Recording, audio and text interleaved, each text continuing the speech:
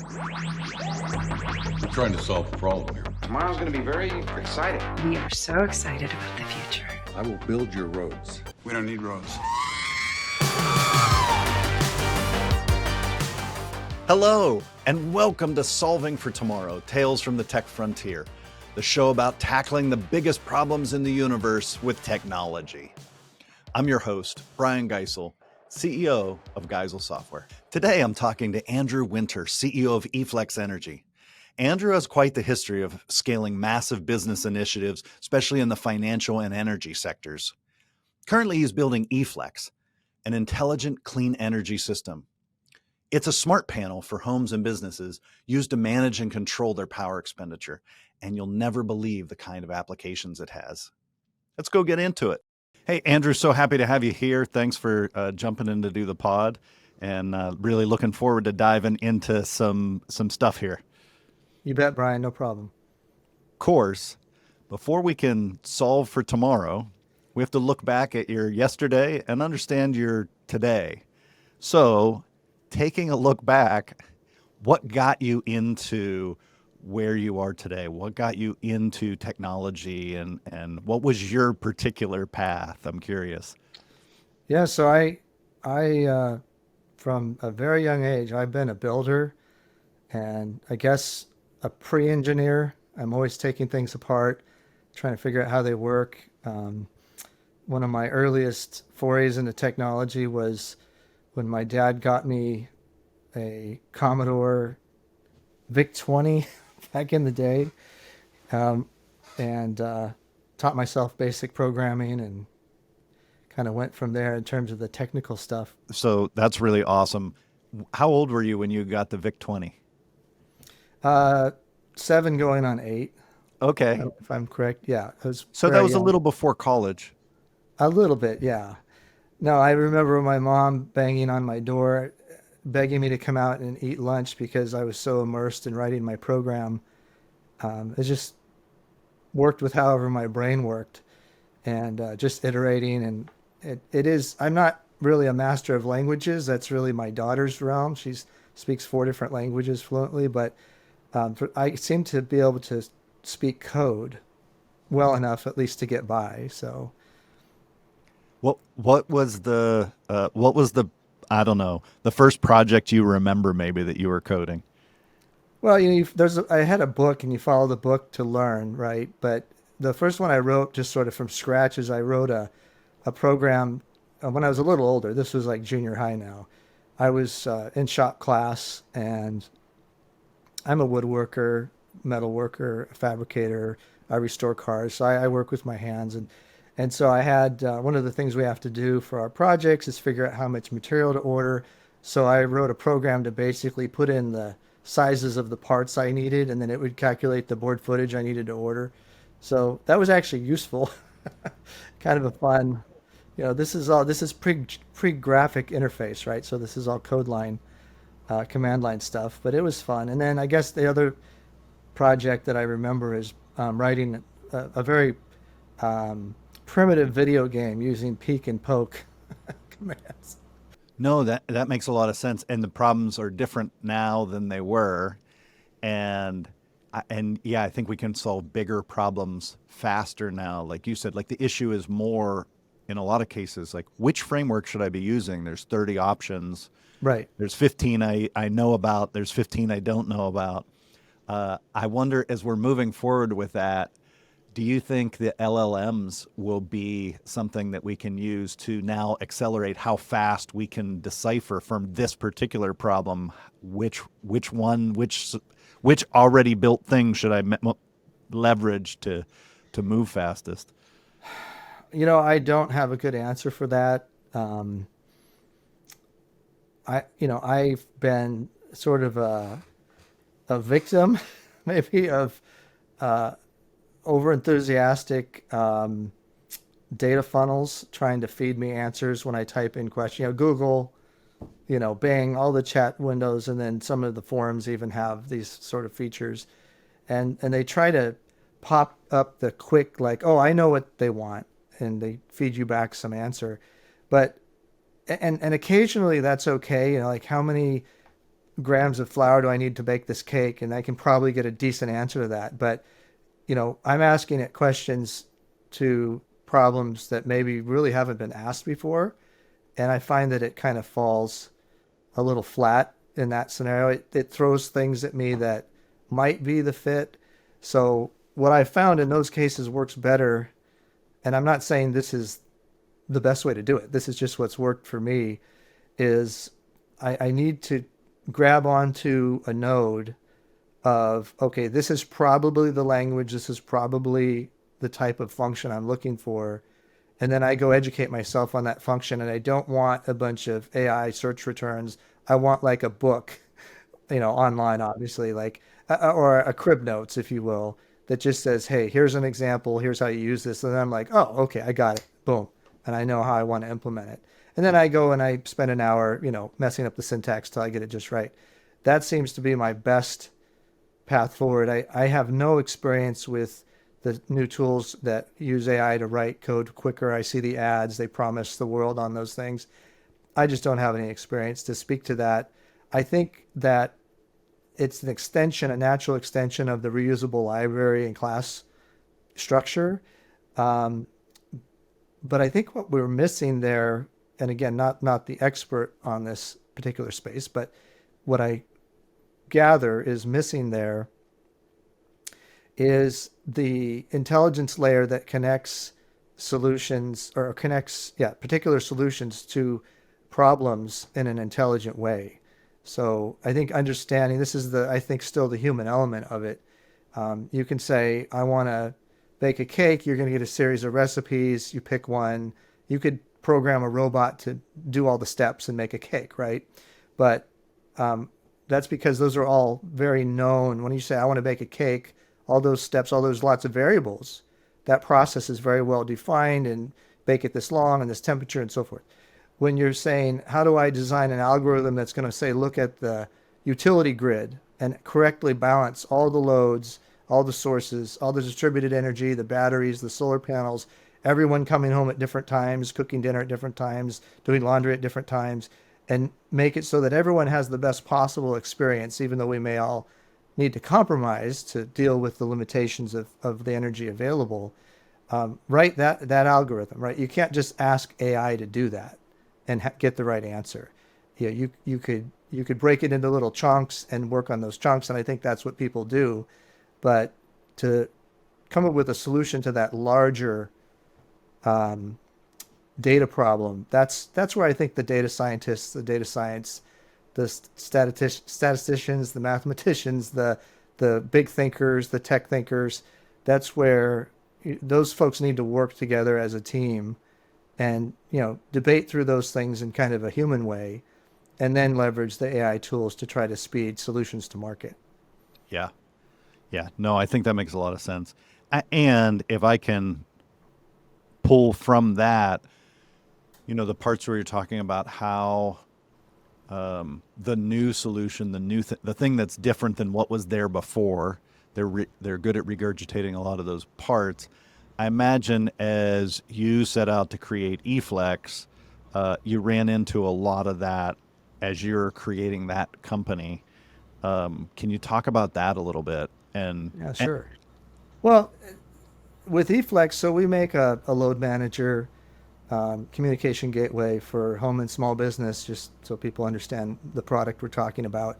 And can you take a second to say what the heck that means? Yeah, so everyone has probably a gray breaker panel somewhere in their home, garage, basement, that has their circuit breakers in it. It's there for fire protection, prevent wire overheating. That's the primary function. That's it. And then on the outside or somewhere in your house or small business is a meter that is basically the utility's way to charge you for the energy you're using. Some people might be familiar with the term net metering, which basically is a new thing, meaning anything less than 30 years old is new to me, where you can send energy back to the grid if you have solar production. I had solar 25 years ago when that was sort of newer. But it's a critical piece of the electrification and the growth of EV adoption and moving away from fossil fuels is this net metering. So that's why I bring it up specifically. But in terms of our product, we basically take that analog panel, and we don't use a rotary phone anymore. We don't use a push button phone on the wall anymore. For the most part, we carry supercomputers in our pocket in the form of cell phones. It's time to bring the analog panel into at least the 20th century, if not the 21st century, right? And add basic connectivity to the internet, add an intelligent load manager that can actually adjust loads for you when appropriate to your preferences and based on other boundary conditions that we're measuring for. And then essentially create, in the same way that routers talk to each other and share data over the internet, which that all had to be built, most of it owned by Cisco for a long time, I think still the majority of it. We need a similar type of network on our energy grid so that we can have intelligence, meaning knowledge about what's happening behind each node, and then have those nodes talk to each other in an intelligent way to work collectively. Think of it maybe like a hive model for the greater benefit of whatever goal you're trying to achieve, whether it's a local community, a city, an entire state, what have you. And so there are parallels to solving this problem, but nobody has a solution that I know of yet. So when we created Eflex, we were focused on, okay, let's create the right model to manage the energy. That's our software IP. We need to have because it's a physical product managing electricity, we had to have a physical piece of hardware to do that and to run our software. But the hardware isn't really the important part. It's the software and the data that matters. If we could do this just by waving our hand in the air and not having a piece of hardware, we would do that. There's no reason to have the hardware. Unlike, say, a Porsche or a Ferrari, which you want the experience, the tactile, physical experience of being in the vehicle, having the wind in your hair, that sort of thing. You could ride a bike to get from A to B, but somebody might take their nice car because they want that physical experience.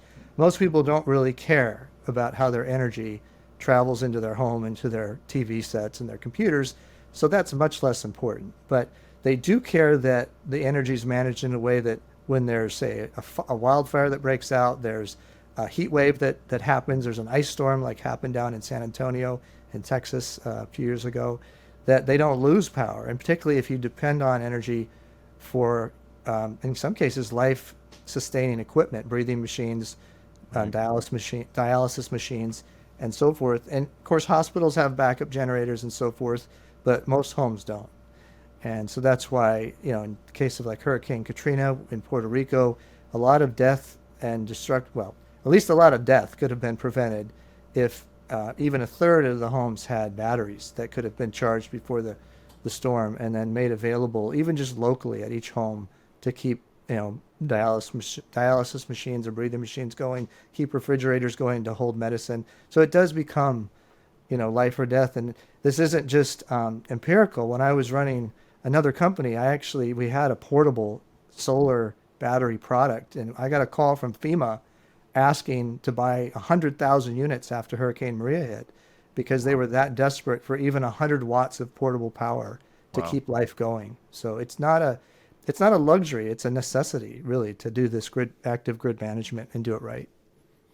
Yeah. So is Eflex something that I would get as a homeowner, or is it something, is it something more for business? How does that work? So, intelligent energy management is something that's existed on the large industrial scale for a long time because it's economically viable to spend a couple $1 million putting together a sort of a custom solution for each, like say a big factory, General Motors, a big plant. They're going to have energy management in-house because they have custom solutions that are designed to do that. That doesn't really exist below that level at the mid-industrial, small commercial, and certainly not at the residential level. There's been a proliferation of IoT devices, so there's so-called smart switches for the wall or smart outlets, and essentially it's an internet-connected device that can be manipulated through generally a mobile app. Some of them have a little bit of programming, and they have a place. They have it is useful, but really the value comes in where all the energy being produced and consumed flows through, and that's the panel. So that's why we targeted building a product that would function at the panel. So to answer your question, it would be basically anybody that has any property less than a large industrial property could benefit from Eflex. Our initial target market are folks that are residential and either have or are looking to install or augment their clean energy, just because our product is so compatible and adds so much value to those other assets, and they're already spending maybe $10, $20, $30,000. They add another $2,000 or $3,000 to make it intelligent. It's kind of a no-brainer. But even if you have no batteries, no solar, no special technology, the load management capabilities on its own can still give you a reasonable payback period. And then, of course, you can do things stair-step. You could install Eflex and then next year be ready for solar. So it has a future-proofing element as well. So when you say that load management and I can use that and save energy and that kind of, what does that mean? Like what are some practical ways I might use that or might do with that? Yeah, so for example, there might be, our product has a feature where maybe you have a pool pump or a spa circulator or something of that sort, and you'd say, hey, I'd really like to not be paying, PG&E or whoever your utility is to run this thing because it needs to run for 3, 4, 5, 6 hours. So what you could do is have our system set up so that when there's adequate, say, solar energy available or adequate charge on a battery that maybe you've charged overnight when rates are low, we can turn on that pump at that time, maybe when the homeowner or small business owner is away from, the physical, because otherwise your option is to go physically flip a switch, right? And if that solved the problem, then we would have solved it 30, 40 years ago because we've had, right? And yet, so here we are. So there's been a lot of studies done, Brian, on behavior and energy savings. Obviously, this is not a new topic. Government spent a lot of money studying these things, Department of Energy and so forth. I worked for DOE for 10 years, so I've seen a lot of this data. And what it shows that is if you give people feedback on what their energy use is, they can get about a 10, 15% benefit. They will alter their behavior if you give them actionable data, even without any sort of automatic load management. If you add the automatic load management, so now that they can actually program what they want 24/7, 365, that benefit jumps to 30 to 40%. And then, of course, the real leverage is when you add local generation and storage, and you can size that much smaller when you have intelligent load management than when you don't, trying to so-called replace your utility. And that keeps the costs down, and you can actually function almost entirely off grid and then have the grid really just be your backup or your surge capacity. And that's really the most powerful application for Eflex, is to flip the script, move away from the utility as just always there, endless energy, use whatever I want. If I want to spend less, I can turn some things off. That's great. To actually, no, I'm going to make all my own energy and I'm going to store it on site so it's available when I need it at night or early in the morning or overnight. And then if I have a surge, if I have a party, if I maybe have a failure of a solar panel, whatever it might be, the grid is there. So it's available. But no, I'm using 90%, 95% less grid energy than I did, say, last year. That is the direction I see developers going, and that is the direction I see communities going. Wow. So, okay, it's all different when it connects to your own situation, right? So I used to have a pool and I hated that it was filled with water because I would have loved to have set that thing on fire. I hated that thing. And you try to save energy, you don't run the pump, and then I've got like crocodiles crawling in and out of this thing. And so that's exactly what I did. I ran the pump 24/7. I would have just run it through the winter if I thought it made that pool any cleaner. And so as soon as you said that, I'm like, shoot, I was afraid that any of the like on the wall things that I might get, the pool pump would just set them on fire because it's drawing so much amperage through that thing. And so, but now all of a sudden I don't have to go order one, and then I don't have to set it up on my phone. I've got this Eflex system in already. All I have to do is tell it, look, just run this 3 hours a day, run it when electricity's cheap, whatever the case is. And I could see I would have actually done that. I had a big pool in one of my old homes too, so I've faced that, and that's one of the reasons we got solar. In fact, to try to offset some of that expense. But that was using old net metering where we use the grid as the battery basically, and then you pull the energy back down. There's been a huge, as you can imagine, pushback from utilities to doing that because they make less money essentially because they have to pay Can you you. explain? Can you explain that a little bit, how it works and what that means? Yeah, so in the olden days, there was one option. You're connected to the grid and you paid the grid rate. Most people were on flat rate.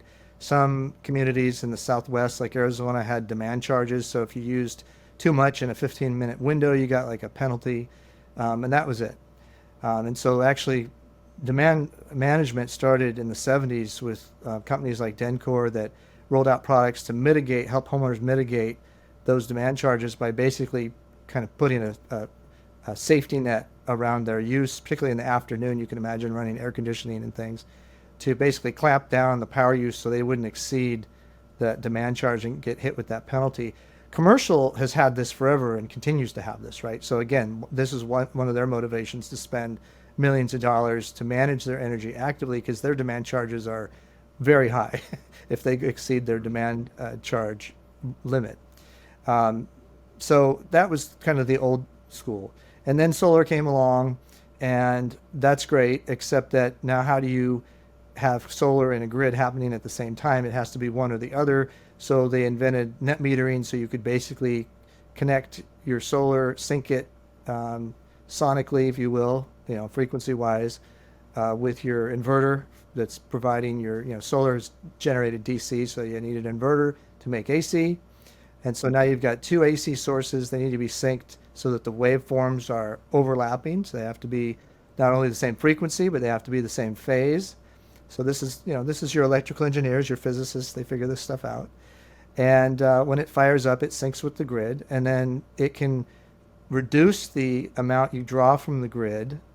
So say you're drawing 5 kilowatts of load, solar's making 4, you're going to draw 1 from the grid to meet your 5 kilowatt demand. If your solar's making 6, now you've met your demand and you have an extra kilowatt you can export. And that exporting of that energy is what we call net metering. And in the early days, you weren't paid at all. And then some lawyers got together and said, well, that doesn't seem fair. And somebody did a class action and sued. And so they said, nope, you've got to pay market rates, which makes sense. That seems fair to me. But then the utilities still said, well, this is terrible because, we make a lot of our money on transmission charges. And if you're making it locally, then we don't get our transmission charge. So we're going to start charging you a tariff or cut your rate, et cetera. So there's been fights about that in California and Hawaii and Puerto Rico and all of the sun markets, if you will. By the way, California is by far the biggest solar market in the U.S. Way more than 50% of solar is installed in California and will continue to be so for a long time. I mean, it's the 5th largest entity as a country if it were its own country, right? So it's a population issue as well as a availability of sun issue. So those debates go on. Those are policy issues, but it certainly demotivates the adoption of solar. And not to have too much of a sidebar here, but I just attended a seminar on the current state of that in Puerto Rico. There was a lot of pushback from the local oversight board, which they think is really representing the local fossil fuel utility, to roll back or cancel net metering because it is assisting the adoption of solar, which that island desperately needs because their grid is so unreliable. I mean, in California, we lose power 2 to 8 minutes a year. They lose power 20 to 30% of the time every day. So it's a big, big deal. And to be able to have solar and battery to offset and buffer that is life-changing for those communities versus like in California, it can be maybe more of a luxury until you get into rolling brownouts and blackouts, and then it's a necessity, of course, but it has to be at scale. But there's this, so it's a policy, intersection of policy with profit and adoption of the technology and the need. So if you step back and said, well, we're just going to think about the population, what's best for them, there's a clear answer. But as with everything in a capitalist society, we have the debates and the trade-offs with profit and policy and practicality. So it is a very important matter, and it can certainly greatly accelerate or hinder the adoption of clean energy going forward. You can see, Brian, the kind of writing's already on the wall, and it's not going anywhere, that we're moving away from fossil fuels. We're moving towards EVs. If you look at the total carbon footprint of an EV, it doesn't look so great. If you only look at the charging versus gas, it looks pretty good, but there's still a lot of carbon used in producing the batteries and the vehicle itself. And of course, the energy has to come from somewhere. Ideally, it comes from the sun, and we don't have to make it using fossil fuels. But how do you make those solar panels? Well, that's still made with fossil fuels, and so the cars are as well. So it's not a perfect system yet, but it's getting better every year. But again, that just drives more contentiousness in those debates of policy and profit versus practicality. But it is seem to be happening, and I think it's irreversible at this point. Otherwise, Shell and Chevron and all the big, BP, they wouldn't be putting billions of dollars into solar fields and battery, mineral mines and resources and those types of things if they thought the future of the world was just more fossil fuel. So it's going to be a very long time. It's not going to happen overnight. There will be an ongoing fight to continue to squeeze every drop of profit out of oil we can get. And there may be a case to be made where there's certain things where oil continues to be superior for many centuries. It just has to drop by like 90+%, or will basically, depending on, I don't want to get into climate change, but there's a lot of reasons why we shouldn't be burning all the fossil fuel that's there, even if we can get it out of the earth. Yeah. So, yeah. And so from the things that you see at Eflex and the changes that are happening now, what happens next?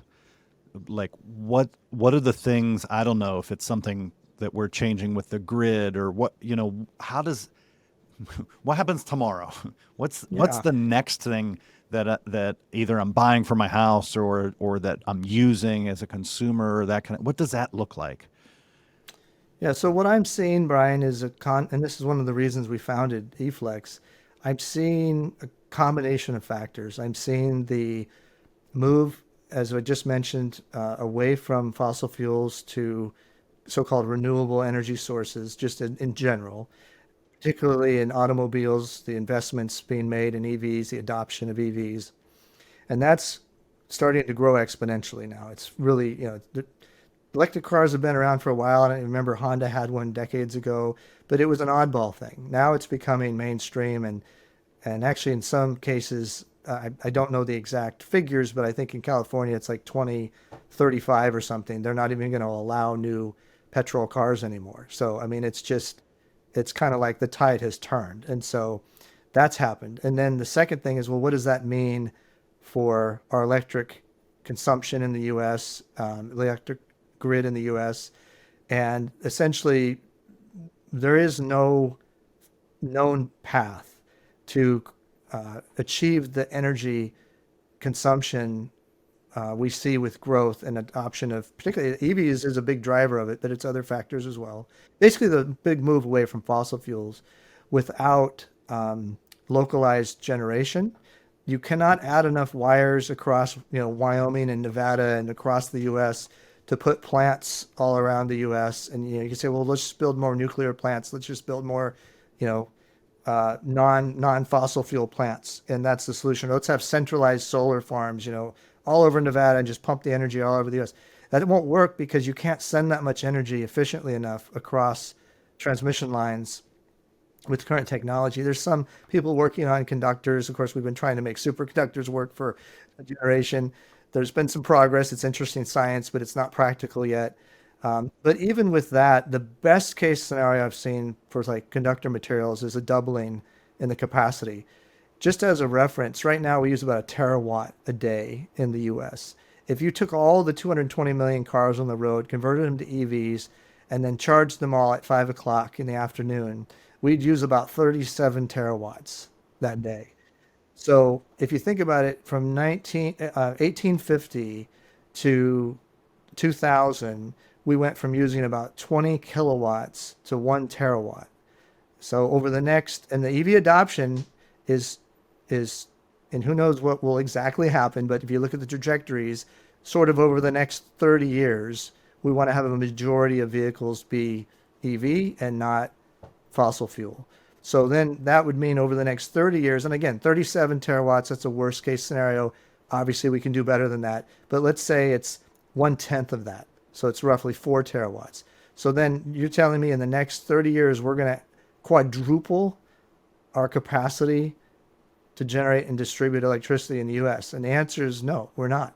We can't do that. It's not economically feasible. It's not logistically feasible. And even time-wise, it's not feasible. So the only solution to that problem is, and there is a solution, and it's local generation. You have to make the power where you're consuming the power. And for residential and small businesses, that means solar. Windmills are great. Ocean generators are great. They can make massive amounts of power where you can install those things. You can't, you've seen power tower windmills. You can't put that in a neighborhood, right? I mean, these things are like 300 feet tall and dangerous, right? So, and they're kind of loud actually, if you've ever gotten close to one. So, solar is passive, it's quiet, it's solid state, it's the way to go. And so that's been known for a long time now. So NREL and the national labs, they'll keep working on better solar panels. There's tons of companies investing money in making better battery materials because that solves the problem of, hey, the sun makes energy during the middle of the day, but we tend to need it in the morning at night, or we need it when we need it. So good storage allows us to solve that problem. And then that just leaves the third leg of the stool, which is load management and communications, and that's where Eflex fits in. So to answer your question about what's coming tomorrow, it's more distributed energy generation, or what they call DERs, distributed energy resources. And I'm focused personally on not the big commercial projects. There's plenty of folks looking at those things. But what do we do about the 100+ million homes in the US? And frankly, the billions of people around the globe that also need to get off fossil fuels and to be using renewable energy and need a more compact, even portable, kind of robust solution. So we've got anything from small APUs, auxiliary power units, to container-sized APUs that are designed to support like data center surge demand, to, of course, our product that's for homes and small commercial, to try to fill all of really what is the middle sort of 90% of the market. You know, the edges of large industrial are already taken care of. And then there's a couple of luxury products that are targeted at sort of lifestyle buyers. But you know, we aim to be a solid engineered product that could meet the vast majority of the middle market demand, and not just in the US, but globally. And then the real answer to your question, so I had to kind of lay out the framework, right? The real answer to your question, once we have distributed energy being made locally, we have storage, so now we can offset how and when that energy is released. And we have load management locally, so now we can manage and decide when we use that energy locally.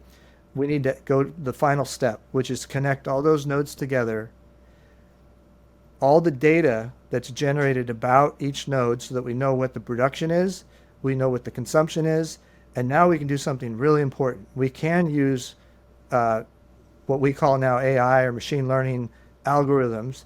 It's really at some point predictive analytics, but that's okay. We can call it whatever we want. And we can now predict with reasonable accuracy, actionable accuracy. It doesn't have to be perfect, but it has to be actionable, what the consumption will be, what the production will be at every node around a grid in any geography. And having that knowledge, now we can make intelligent, real-time decisions about what to do with that energy for whatever purpose, greater good, you're trying to achieve, which may vary, obviously, depending on whether it's responding to an emergency, dealing with a heat wave, dealing with trying to just use less energy, take strain off the transmission grid, take strain off the central plant. But that final leg we call active grid management. And that's really would be the holy grail for a company like Eflex, is to have developed and brought to the world the algorithms that not only consume that data, but then allow actionable decisions in real time to be made. And then that action can be executed with the hardware, because, you know, at the end of the day, it's still a physical. We don't know how to send power I mean, you can, but it's not really efficient to send power just through electromagnetic waves. We still have to tuck it in a wire. But short of that, so you need a physical interface to the wire. But short of that, it's really about the intelligence and about the data, Brian. It's becoming the operating system for the grid, for active grid management, more than it is the hardware. And it's great that we'll continue to innovate on the hardware. I love that. I love the idea of hydrogen fuel cells. I love the idea of everyone having like a little nuclear reactor the size of your laptop that runs your house for 100 years on one little pellet of fuel. I mean, these are the dreams of physicists and some technologists alike. But, you know, we don't have it yet, and we probably won't have it in the time frame, that 30-year time frame that we're adopting EVs, and that's going to happen. So what are we going to do? And that's the answer. Distributed energy generation, storage, and then a product like Eflex to manage all the data, be the operating system, and make real-time decisions to make the grid work. Yeah, and that management and that moving things around, is that like we hear the thing about how they're going to use our EVs and pull battery from the EV when we don't need it to put back into the grid, or that, you know, they're going to use our batteries back in this kind of thing. In Massachusetts, there's a program now where you can save money on your electricity bill if you let them draw from your battery during certain times. Like, is that part of what that whole picture looks like? Is that 100%? Real? That it's real, and it's early days, right? And it'll continue to get more sophisticated. So right now it's kind of rudimentary, where they know you have an EV. They may or may not know what the charge state is, but you have some arrangement where you basically let them drain that EV to some level for whatever purpose they think they need it. You maybe put some time constraints on when they're allowed to do that, or it's usually like 2 hours for over a 2-hour period or something. They limit it so that people aren't left with, you know, no charge in their EV if they need it to get to work or whatever. But that's a perfect application where having better intelligence and better connectivity would be so powerful. So if you had an Eflex system that could talk to the API, the programming interface of, say, the charger or the EV itself, then that information could be known in real time to the utility, and they could say, oh, hey, Brian's EV is only at 8%, so we can't draw any of his power. In fact, he needs some. His neighbor's at 100, and he has a power sharing agreement with us, so let's take a little bit of his neighbor's EV down to, say, 80%, and we'll charge up Brian's EV. And that just happens while you're sleeping. You don't have to go do anything. That's the power of the intelligence. So yeah, that's the early days of what I'm talking about. Exactly. So if we can, you know, there's going to be bugs in that as they figure it out. So if we can figure out some of those bugs, maybe we can prank our neighbors and like, haha, I'm going to drain his EV battery while he sleeps. Well, you raise a good point. Actually, it's a very serious point, and that is the network security aspect of all this connectivity. It comes with tremendous power, but it also can be a tremendous vulnerability, as we've seen in cyber attacks. I guess cybersecurity is really the word I'm looking for here. So we worry about that with our products. It's going to become more important over time, and the more integrated and the more powerful for the good of the consumer and the community that those technologies become, the more powerful they're also potentially to be exploited by those that want to do harm to others, whether it's a silly prank or something much more nefarious by a rogue nation, for example. It's a very serious matter. But I don't think that it's something that is going to in any way slow down or prevent the transition from happening. It's going to happen. And we will, I mean, otherwise we wouldn't have the internet, right? I mean, we accept the risks that have come with that, and then we have wonderful technologies to try to fight the good fight and just stay one step ahead of the bad guys, right? It's going to be the same thing. And actually a lot of it's just data, right? So all the learning we had from the internet that banks use to protect their technology and so forth and their data, that'll just apply to energy data, just the same. Yeah. So let me ask you, with all the super interesting different pieces of this, if you had a magic wand to just fix one part of it today, just like globally, not specific to anything we're talking about or whatever, what would that be? Would it be superconductors in the wires? Would it be everybody gets batteries? Would it be battery density gets solved? Like, if you had one genie wish, what is it? Yeah. So I don't know if you'll like my answer, but I think I'm right on this. It's not actually anything to do with the technology. We have more technology than we actually need to make relative to the impact it could make globally. The big barrier is policy, politics, and power, right? So there are very strong motivations for us not to have, say, universal health care. Wherever one stands on that, that's fine. This isn't a political show. I'm not trying to make it a political show, but it's just basic economics. If you spread the risk across every single, say, let's just take the United States, every citizen in the US, then everyone's going to get better care for a lower cost. And that means that some people that don't get any care are going to get fantastic care. People that are getting great care will continue to get great care, but they just may have to pay a little more for it, say through taxes or whatnot. So there's no free lunch, right, is the saying. But if your only concern is, say, quality of care, that is the answer. That's okay. We don't have that because we have a capitalist society. We get to vote on these things and policy. That's fine.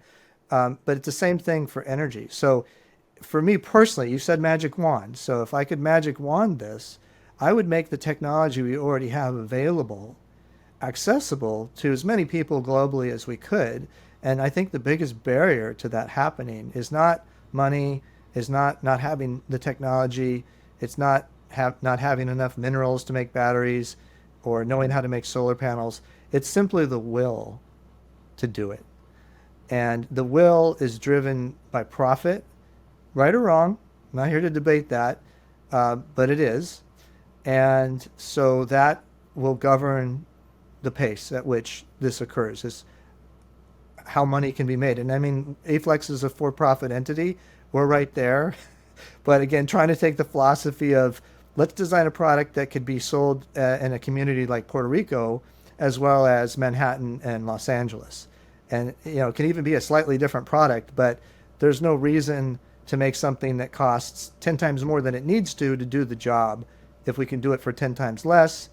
And let's focus on making a reasonable, fair profit, but mostly off of the data and the software and the innovation part of it, not just sort of dinging people for something that they want, which is really only the first 1 or 2% of the market, and then you're priced out anyway. So we're trying to look beyond that.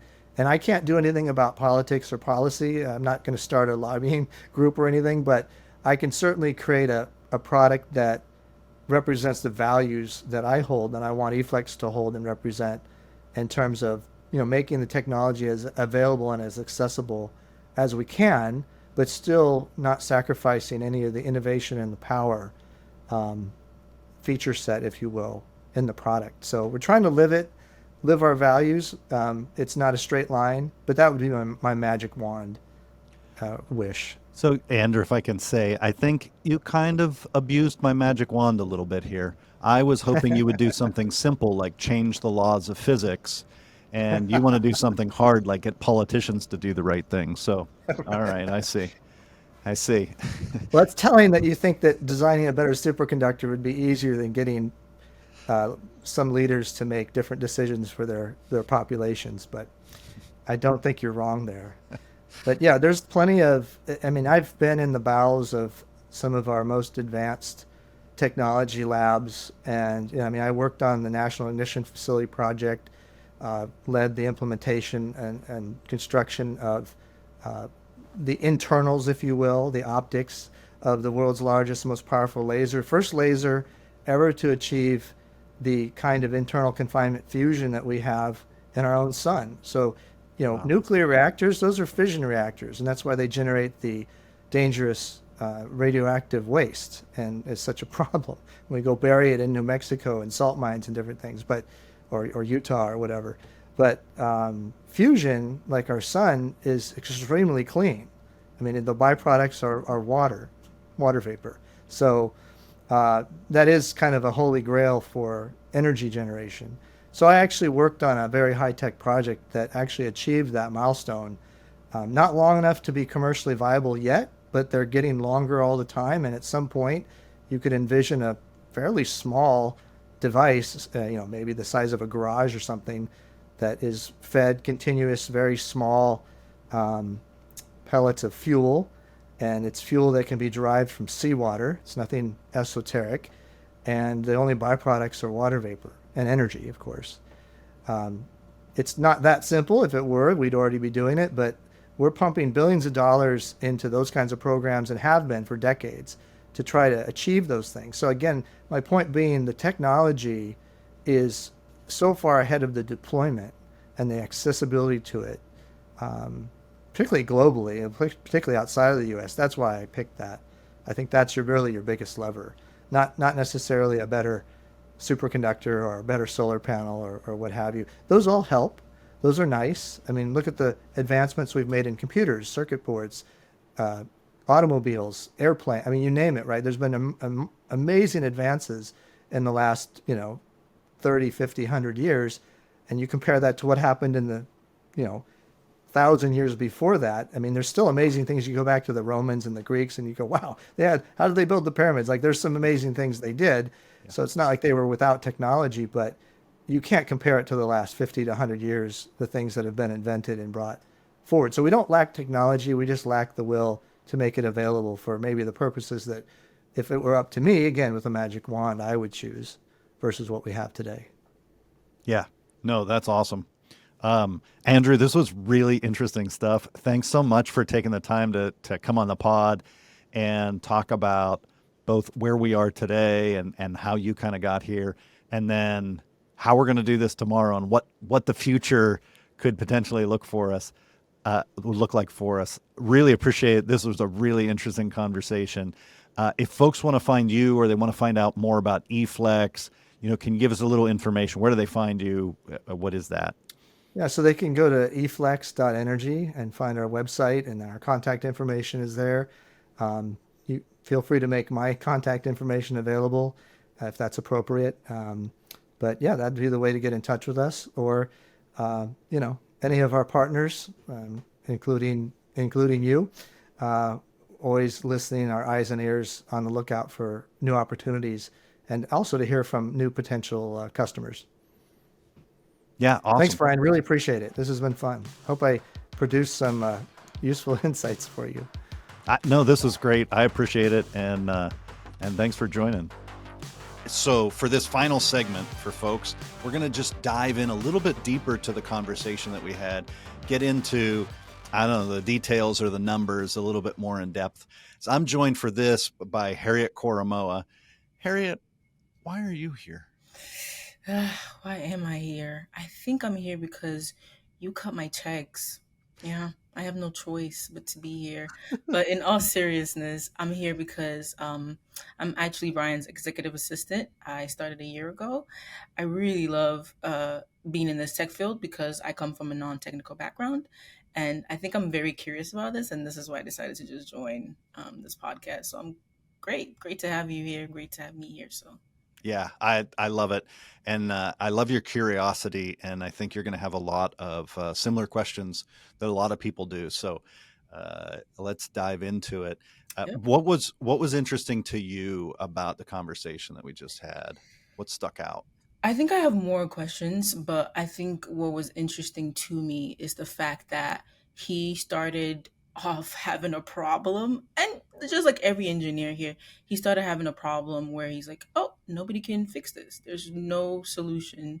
And then decided to create a solution, which I feel like that's what everybody does here. And it's one of those things. I love products like this. It's not sexy. There's people go after the hot, interesting solution.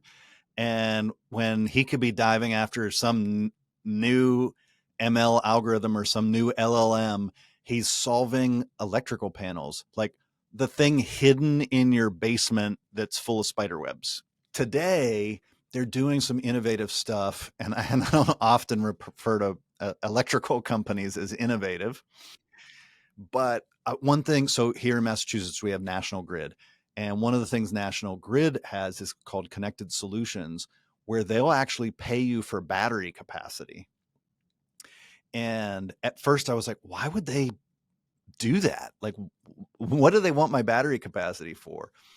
But during peak usage, which is like when people come home from work and they're turning on their air conditioners and charging their EVs and all this stuff, they apparently actually have to spin up like extra power stations to service the power needs to keep up. And so if they can draw from a whole bunch of people's batteries, they can save a station that they don't have to spin up, which is hugely costly to them. So with this program called Connected Solutions, they actually pay you for battery capacity. And so it's like $275 per kilowatt that they draw from your battery. So they kind of give you an average And of like, go ahead. is this for apartments or is this for everything, like a house? It doesn't matter what you own. It doesn't matter what you own, although I would say it'd be more likely for a homeowner to purchase a battery system, Yeah. because the Tesla Powerwall, for example, one Powerwall is like 13.5 kilowatts, and they're pretty big units. And so to put that in an apartment normally, that'd be a little awkward. Yeah, I just imagine that in my apartment. I'm like, ooh. Yeah. Now they do have a different part of, I think, Connected Solutions, where if they can control your thermostat. So think about this is crazy, right? Is you give the electrical company the ability to control your thermostat. And so they say, okay, this is a peak period. We're getting way more draw than we're used to. We're going to just go into people's houses and turn their thermostats down or up, however you count, to say, you don't need air conditioning right now. Let's turn it down. And then over all the customers, that saves a ton of energy for them to be able to tweak your thermostat. I think you can actually override it by just going over and turning it. But the reality is, if I have my thermostat set to 74 during the day and my AC's running and they go, hey, it's crazy right now, we're going to set it to 78 unless you turn it down, over the whole set of customers, that would save a lot of electricity. For that, you could do an apartment. It's like $50 to sign up, and I think you save like $20 a year if you let them make the I think you're selling adjustment. National Grid right now. That's amazing. You don't have a choice if you live in the spot. I've never heard that somebody selling National Grid. Usually they're yelling at them. So impressive. Yeah. So, but that's a part that you could use in your apartment. You know, the battery part is probably more so for homeowners. Now, how does Andrew revolutionize that? How does he change this? Yeah. So one aspect of it is with the smart panel, it's going to integrate better into solar, into batteries, those kinds of things. So they can integrate with that. The other part is, one of the things that electrical companies have is peak and off-peak hours, and certain electrical companies will charge different rates depending on whether they're on peak or off peak. And so one of the things that the smart panel could do is that pool pump is it could turn it on only during off-peak hours. So if I need to run it, let's say 2 hours a day, I might as well run it when electricity is cheaper. Wow. And that's something my smart device might not know. No, but that's impressive. Yeah. Yeah, it's really neat that it could like change workflows. The other thing that I think is interesting that he's looking at towards the future is being able to actually integrate with National Grid. And so they might be able to give National Grid or whichever power company, I say National Grid because it's the local one here, but to integrate with a power company and feed data back to them, or offer two-way control where maybe they tell the grid things or the grid tells your home things. Now that smart panel could kind of manage that process. I wonder, and he convinced me, of course, but I wonder how other people are going to feel when they hear about this. I know I was reading a little bit about him. He has a lot of traction with his product. Yeah. But I really wonder if everybody is going to care a lot. I think one of the problems is when engineers come up with a solution, a lot of times they're the one that see the problem a lot. And so I really do wonder how, not to convince people, but how people are going to see this as a problem and think, oh, yeah, I need to change it. No, that's a really good point. And what I think is neat as an engineer, like I just want to optimize the world. So right. You're aware. I want to optimize little stupid things that don't even matter. Right. Kind of to your point, right? Literally his quote is, I want to do things as lazily as possible. He says that to me all the time. That's exactly right. And so I want the world just to be controlled around me. Please don't And say that out loud again.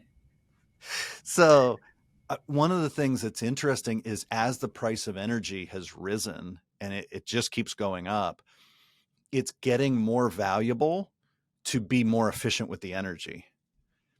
And so we started with things like, oh, more energy efficient appliances or more energy efficient heaters and air conditioners. But then we started to go to things like we have this stuff with the batteries where they can push power back and forth. And now we're starting to go to things like more geothermal power. And we're starting to go with things where we can make these small adjustments where we can save power, or where there's too much hot air over here, we move it to this part of the building that's cold. We're starting to see these things in larger buildings. And one of the ones I think is cool that just showed up is, so in an air conditioning unit, right, you have the compressor. The compressor is that big thing that sits outside with the big fan and it makes all the noise, right? So when that compressor runs, it starts compressing the air or the freon, however that part of it works, and it starts to, I'm going to say generate cold. That's not quite right, but starts to generate the cold. And then we've got fans blowing in the house that blow what we know as the air conditioner.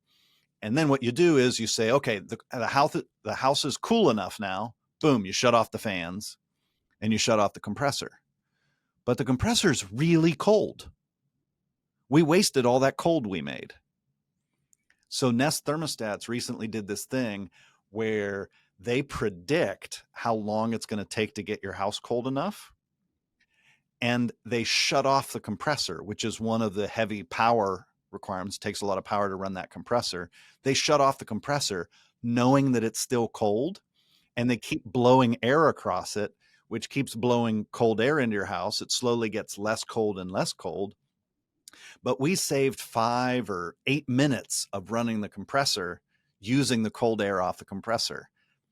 That optimization has always been there, but nobody's made it.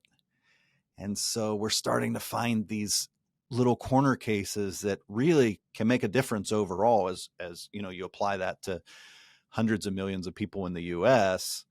That could really save a lot of power, which is pretty interesting. I think by having a solution to a problem like this, he became an environmentalist and a software engineer at the same time. I was like listening to him. I was like, dude, just run for the government.